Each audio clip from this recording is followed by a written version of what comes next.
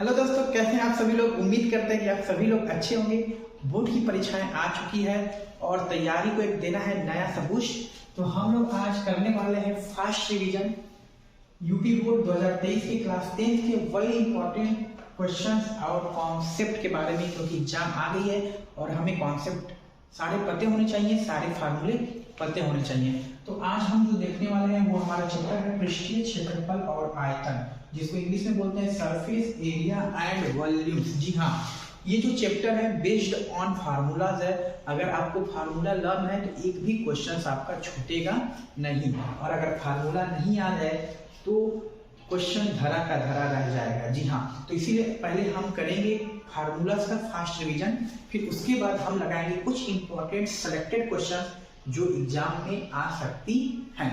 तो हमारे कुछ इंपॉर्टेंट फार्मूला ये रहे, किसके किसके पढ़ेंगे, गोला का, अर्धगोला का, बेलन का और शंकु का। तो चलिए बिना टाइम वेस्ट किए करते हैं स्टार्ट। उससे पहले अगर हमारे चैनल पे आप न्यू हैं तो तुरंत चैनल को सब्सक्राइब कर दीजिए, लाइक कर दीजिए और दोस्तों के साथ भी तुरंत शेयर कर दीजिए ताकि उनकी भी हेल्प हो सके।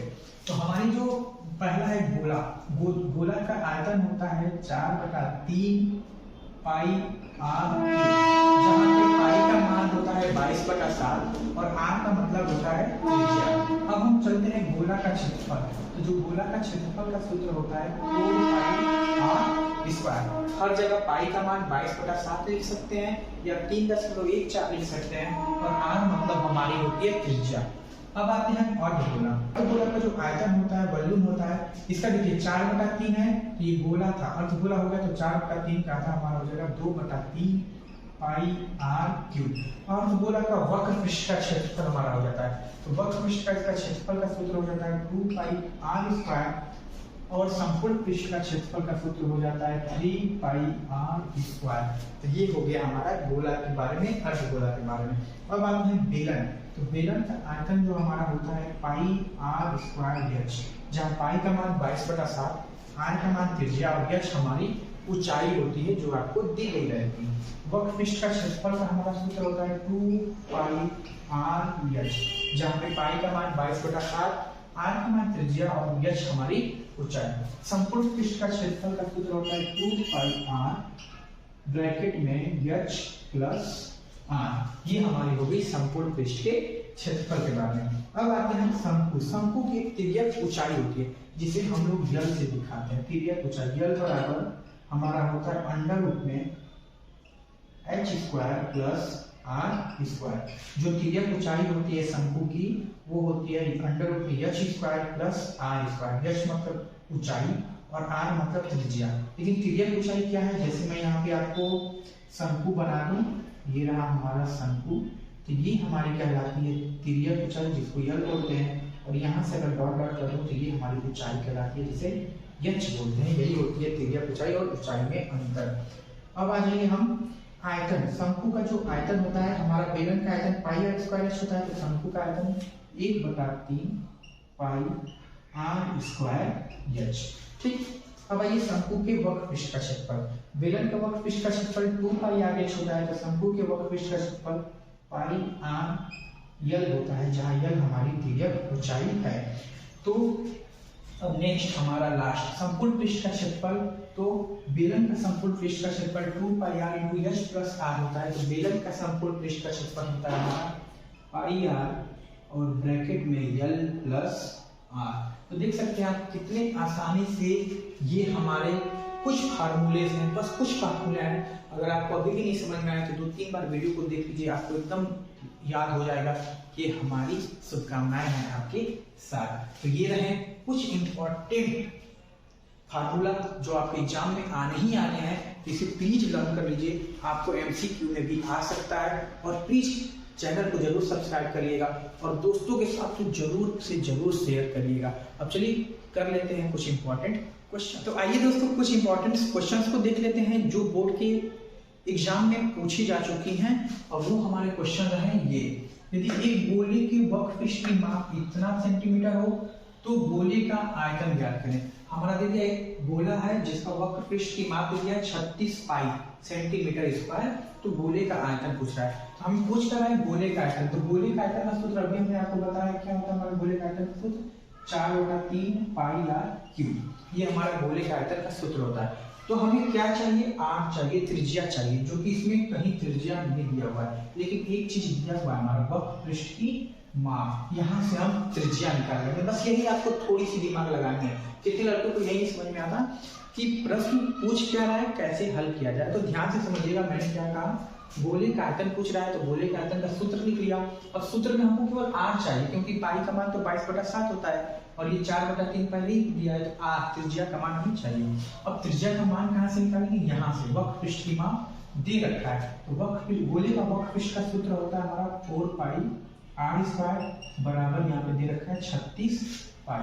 अब हमें r² का मान ज्ञात करना है। r² यही रहने देंगे, बाकी उठा के उधर भेज देंगे। तो उधर भेजेंगे तो ये मल्टीप्लाई में है, उधर जाएगा तो डिवाइड में हो जाएगा। पाई से पाई कट गया, 4 से 36 कटा देंगे 9 बार में, तो r² बराबर हमारा आ गया 9। लेकिन हमें त्रिज्या का मान चाहिए, तो r बराबर मान कितना हो गया 3 सेंटीमीटर में है, तो लिख लेंगे सेंटीमीटर। अब बस काम खत्म, r का मान हमें पता चल गया, सूत्र हमें याद ही है, रख दीजिए यहाँ पे आ जाएगा। तो 4/3 पाई का मान 22/7 r क्यूब मतलब 3 × 3 × 3। एक 3 से एक 3 हमारा कट गया, तो हमारा कितना बचा यहाँ पे 4 × 22 × 3 × 3 और बटा में 7। इसको हल कर देंगे, यही हमारा आंसर हो जाएगा। तो हल कर दीजिए इसको, कितना आपका हो गया, ये 2288 हो गया और तितली के 9 बटा में 7 गुणा करके भाग देंगे। तो 9×8 = 72 का 2 हासिल लगा 7, 9×8 = 72 और 7 हमारा हो गया 79, 792/7। आयतन का मान सेंटीमीटर क्यूब में होता है।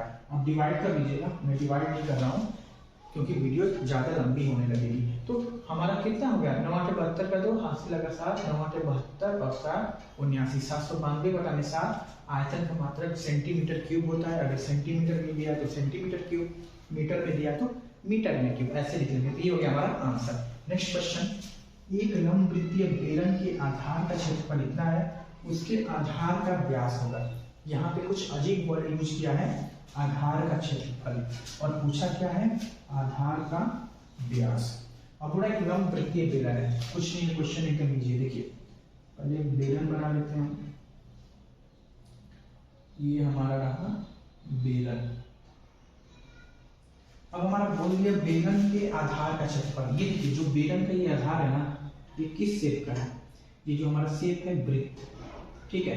बस हमें पता चल गया आधार का क्षेत्रफल मतलब वृत्त का क्षेत्रफल। कितना दे दिया हमें, 9 पाई। पूछ रहा क्या है, आधार का व्यास। आधार का व्यास मतलब ये पूरा वृत्त का व्यास पूछ रहा है, मतलब हमसे पूछा क्या जा रहा है, वृत्त का व्यास। तो वृत्त का व्यास हमारा सूत्र क्या होता है, 2 × त्रिज्या मतलब 8। फिर हमें त्रिज्या निकालना है, त्रिज्या यहाँ से निकालेंगे। वृत्त का क्षेत्रफल होता है पाई r² और यहाँ पे 9 पाई, r² यहीं रहने देंगे 9 पाई, पाई उधर चला जाएगा, बटा में हो जाएगा, कट गया, r² बराबर 9। तो r² बराबर 3 का स्क्वायर कट गया, r बराबर 3। मान रख देंगे यहाँ पे 2 × 3 बराबर हमारा कितना हो गया 14 सेंटीमीटर, और सॉरी 2 × 6 सेंटीमीटर में है, तो हमारा क्या हो जाएगा सेंटीमीटर।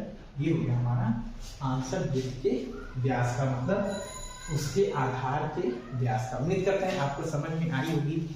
एग्जाम पास में आ गया इसलिए ज्यादा क्वेश्चन नहीं करा सकते, बस आपको कॉन्सेप्ट क्लियर कराना है, रिवाइज करवाना है और कुछ इंपॉर्टेंट क्वेश्चंस को बताना है। तो दोस्तों अभी तक के लिए इतना ही। अगर हमारे चैनल पे नहीं है तो प्लीज चैनल को सब्सक्राइब कर दीजिएगा और लाइक करना मत भूलेगा। और सबसे बड़ी बात, दोस्तों के साथ जरूर शेयर करिएगा, क्योंकि वही आपके अपने हैं, आपके साथ रहने वाले हैं, तो उनकी भी हेल्प जरूर होगी। तो अभी तक के लिए इतना ही, फिर मिलते हैं कुछ न्यू कॉन्सेप्ट के साथ अगली वीडियो में। तब तक के लिए जय।